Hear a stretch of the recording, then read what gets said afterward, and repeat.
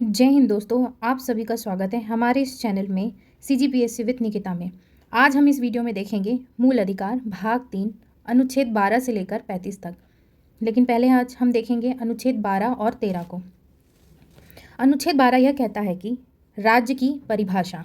इस अनुच्छेद में राज्य शब्द की परिभाषा दी गई है।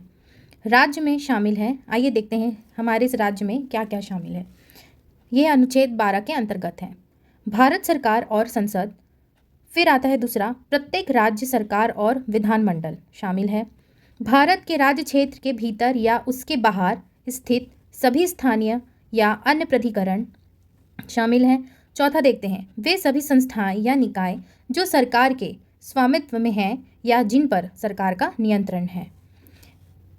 मुख्य बिंदु देखते हैं, मौलिक अधिकारों का पालन जो है वो राज्य द्वारा किया जाना अनिवार्य है और व्यक्ति विशेष पर मौलिक अधिकारों का सीधा बंधन नहीं होता। अब देखते हैं अनुच्छेद 13 क्या कहता है। मौलिक अधिकारों के विरुद्ध कानून। यह अनुच्छेद बताता है कि यदि कोई कानून मौलिक अधिकारों के विरुद्ध है तो उसका क्या प्रभाव होगा। देखते हैं मुख्य प्रावधान इसके क्या क्या हैं। राज्य ऐसा कोई भी कानून नहीं बनाया जाएगा जो मौलिक अधिकारों का हनन करता हो। राज्य कोई भी ऐसा कानून नहीं बनाएगा जिससे हमारे मौलिक अधिकारों का हनन हो। और दूसरा देखते हैं, यदि कोई पूर्व का कानून मौलिक अधिकारों के विरुद्ध है तो वह उस सीमा तक शून्य कि वॉइड होगा। कानून में अध्यादेश, आदेश, नियम, विनियम, उपविधि, रीति रिवाज आदि शामिल हैं। आइए देखते हैं इसके मुख्य बिंदु। मौलिक अधिकारों को संविधान से ऊपर माना गया है और मौलिक अधिकारों के विरुद्ध कोई भी कानून मान्य नहीं है। पहला देखिए अब अच्छे से, जो हमारा मौलिक अधिकार है वो उसे संविधान से ऊपर माना गया है। आइए अब देखते हैं अनुच्छेद 14 क्या कहता है।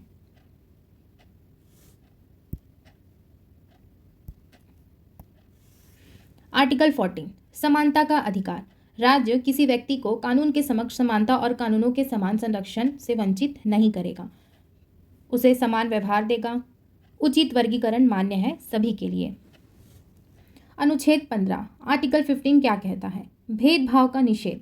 राज्य केवल धर्म, जाति, लिंग और जन्मस्थान आदि के आधार पर किसी के साथ भेदभाव नहीं करेगा, जैसे कि दुकानों, होटलों, कुओं आदि में प्रवेश से नहीं रोक सकता। महिलाएं और बच्चे के लिए विशेष प्रावधान दिया गया है। सामाजिक और शैक्षिक रूप से पिछड़ों के लिए विशेष प्रावधान मान्य है। फिर देखते हैं अनुच्छेद 16, आर्टिकल 16, लोक नियुक्तियों में समान अवसर। राज्य के अधीन सेवाओं में सभी नागरिकों को समान अवसर प्राप्त है। इसमें कुछ देखते हैं विशेष बातें, जैसे कि धर्म, जाति, लिंग आदि के आधार पर भेदभाव नहीं है। निवास के आधार पर भी भेदभाव नहीं है। पिछड़े वर्गों के लिए आरक्षण का इसमें प्रावधान मान्य है, जैसे सरकारी नौकरियों में समान अवसर प्राप्त है। फिर देखते हैं अनुच्छेद 17, आर्टिकल 17, अस्पृश्यता का अंत। अस्पृश्यता का अंत किया गया है और इसका किसी भी रूप में व्यवहार निषिद्ध है। जैसे अस्पृश्यता का पालन दंडनीय अपराध है, इसे समाप्त करना राज्य का कर्तव्य है। फिर देखते हैं अनुच्छेद 18, आर्टिकल 18 क्या कहता है। आर्टिकल 18 में उपाधियों का अंत बताया गया है। कैसे? राज्य किसी को कोई उपाधि नहीं देगा, सैन्य और शैक्षिक उपाधि को सिर्फ छोड़कर। विदेशी राज्य से उपाधि लेना भी निषिद्ध है। क्या, कहाँ से? विदेशी राज्य से उपाधि लेना भी निषिद्ध है। उपाधि के आधार पर कोई विशेषता अधिकार नहीं मिलेगा। फिर देखते हैं भाग 3 में ही मौलिक अधिकार, स्वतंत्रता का अधिकार, जिसमें 19 से लेकर 22 तक बताया गया है। आइए देखते हैं अनुच्छेद 19 को, आर्टिकल 19। इसमें 6 स्वतंत्रताएं दिए हैं, उसे देखते हैं। सभी नागरिकों को निम्नलिखित स्वतंत्रताएं प्राप्त हैं। कैसे? वाक और अभिव्यक्ति की स्वतंत्रता, उसे बोलने की और उसे बताने की स्वतंत्रता बताया गया है 19(1)(a) में। फिर है शांतिपूर्ण और निशस्त्र सभा की स्वतंत्रता, इसमें भी 19(1)(b) में बताया गया है। फिर है संघ या संगठन बनाने की स्वतंत्रता बताया गया है, किसमें? 19(1)(c) में। फिर आते हैं भारत के क्षेत्र में स्वतंत्र रूप से घूमने की स्वतंत्रता बताया गया है। घूमने की स्वतंत्रता किसमें है? डी में, 19(1)(d) में। फिर आते हैं भारत के किसी भी भाग में रहने और बसने की स्वतंत्रता बताई गई है। अब किस में बताई गई है? ये भी 19(1)(e) में बताई गई है। किसी भी पेशा, व्यवसाय, व्यापार या व्यवसाय करने की स्वतंत्रता किस में बताया गया है? 19(1)(g) में। आप इसे बहुत अच्छे से याद रखेंगे, कभी कभी एग्जाम में पूछ लिया जाता है। तो इस 19(1)(a) में क्या आता है, 19(1)(b) में क्या आता है, आप इस सब चीज़ें को याद रखेंगे। कभी कभी ये मैच द कॉलम में भी दे देता है। आइए देखते हैं अनुच्छेद 20 आर्टिकल 20। अपराधों के लिए 2 सिद्ध संबंधित संरक्षण कुछ हैं, जैसे कि पूर्वव्यापी दंड का निषेध है, एक्स पोस्ट फैक्टो लॉ। फिर आता है द्वितीय दंड का निषेध, डबल जियोपाडी। फिर आता है आत्म अभियोग से संरक्षण, सेल्फ इंक्रिमिनेशन। अब देखते हैं अनुच्छेद 21 आर्टिकल 21।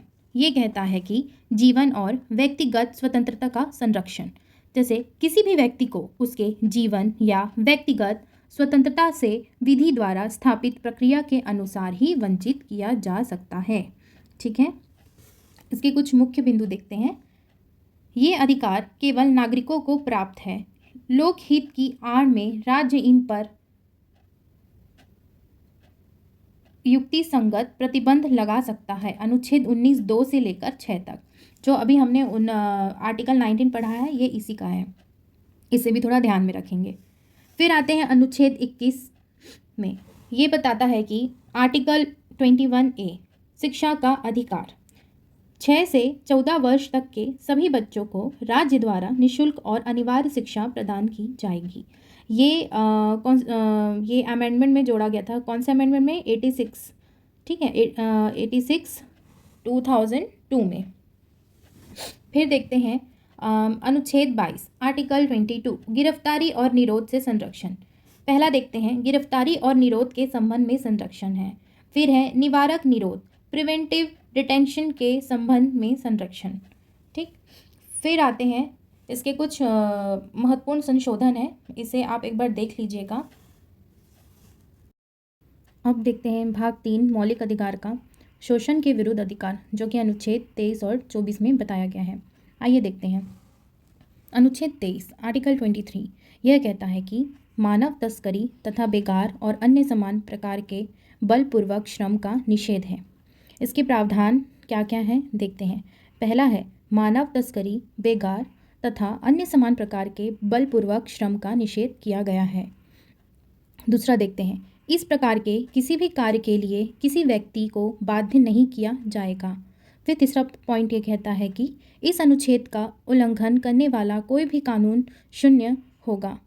चौथा है राज्य इस अनुच्छेद के प्रावधानों को लागू कराने के लिए विधि बना सकता है और अपराध के लिए दंड का प्रावधान भी कर सकता है।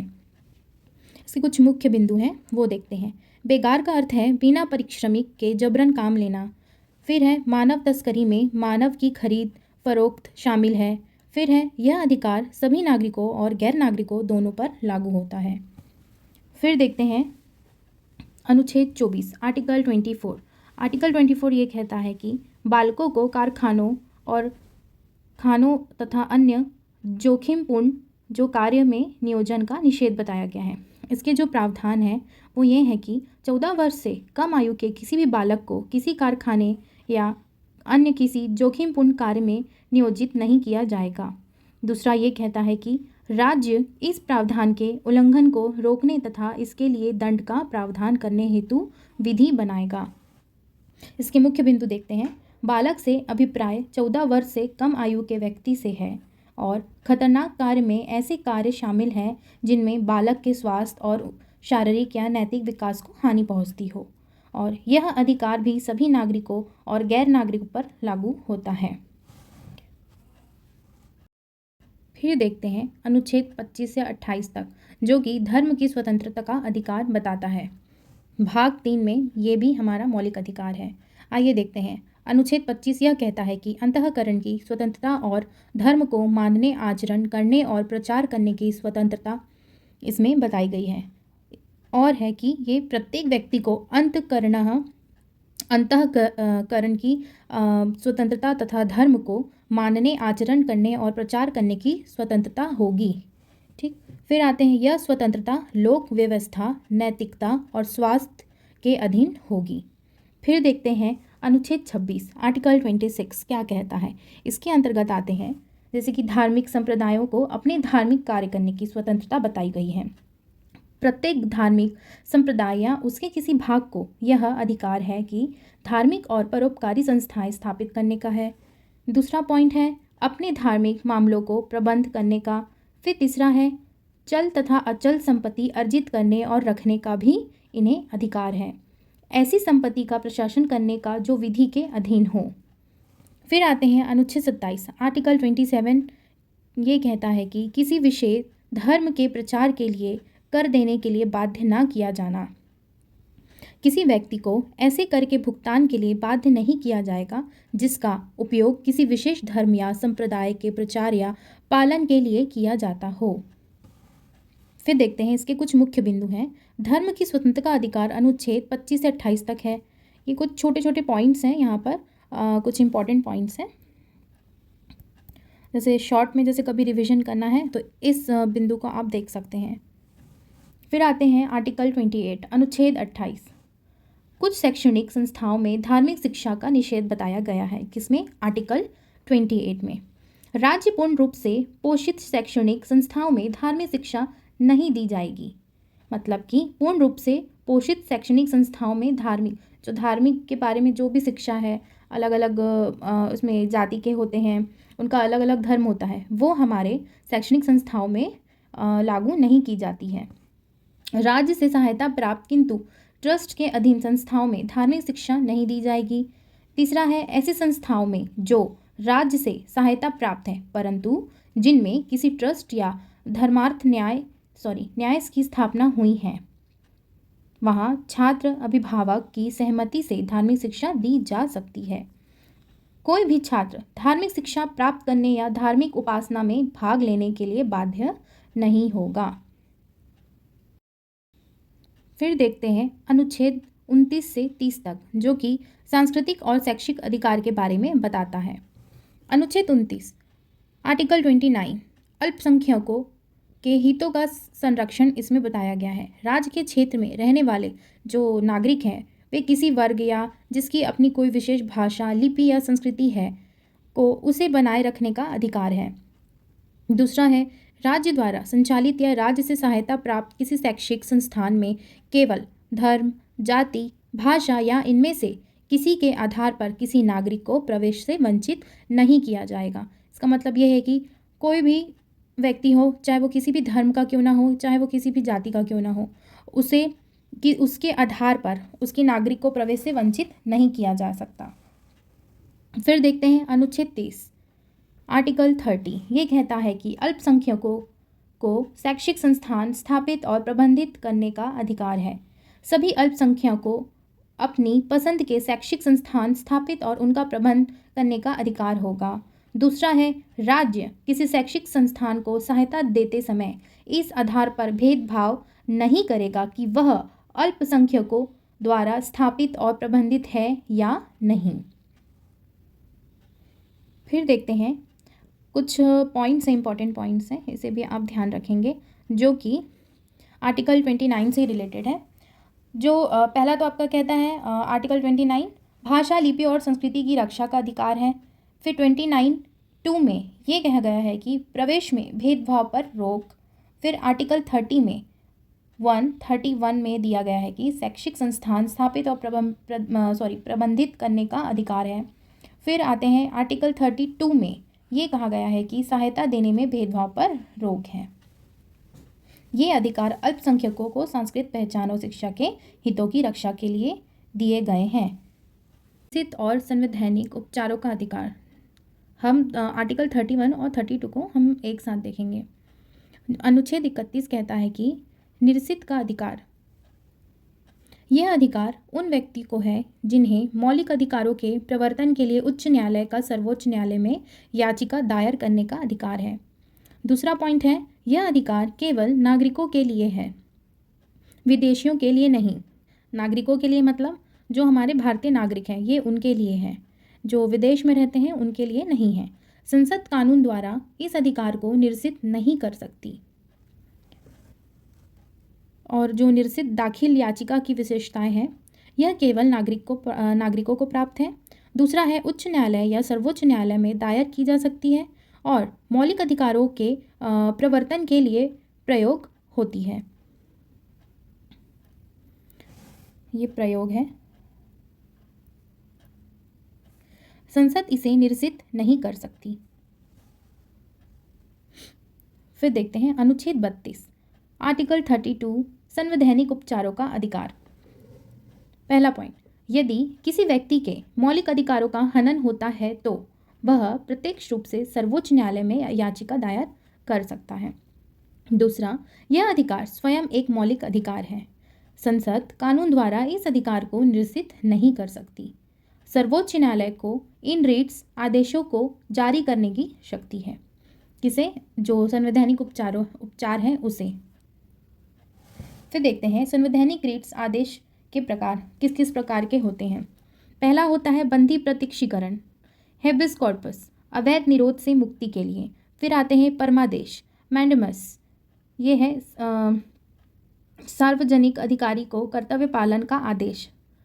ये स्पेलिंग मिस्टेक है, ये आएगा आपका सार्वजनिक।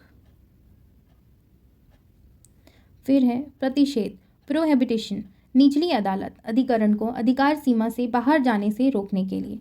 फिर चौथा पॉइंट आता है अधिकार पृच्छ, ये पृच्छ है, अधिकार पृच्छा, किसी व्यक्ति को सार्वजनिक पद पर बने रहने के अधिकार की जांच के लिए। जब आप इस पीडीएफ को डाउनलोड करेंगे तो प्लीज़ यहाँ पर थोड़ा करेक्शन कर लीजिएगा। फिर आपका पांचवा पॉइंट है उत्प्रेषण, निचली अदालत अधिकरण के अवैध आदेश निर्णय को रद्द करने के लिए। यहाँ पर कुछ इंपॉर्टेंट पॉइंट्स हैं, ये भी आप देख लीजिएगा। देखिए, सबसे इम्पॉर्टेंट ये है अनुच्छेद 32 को संविधान की आत्मा और हृदय कहा गया है। किसने? डॉक्टर भीमराव अंबेडकर ने। आज की क्लास हमारी यहीं पर ही समाप्त होती है। हम आगे की क्लास में डीपीएसपी के बारे में हम पढ़ेंगे। अगर आपको यह वीडियो पसंद आई तो इसे कुछ नया सीखने को मिले तो वीडियो को लाइक, शेयर एंड सब्सक्राइब जरूर करें।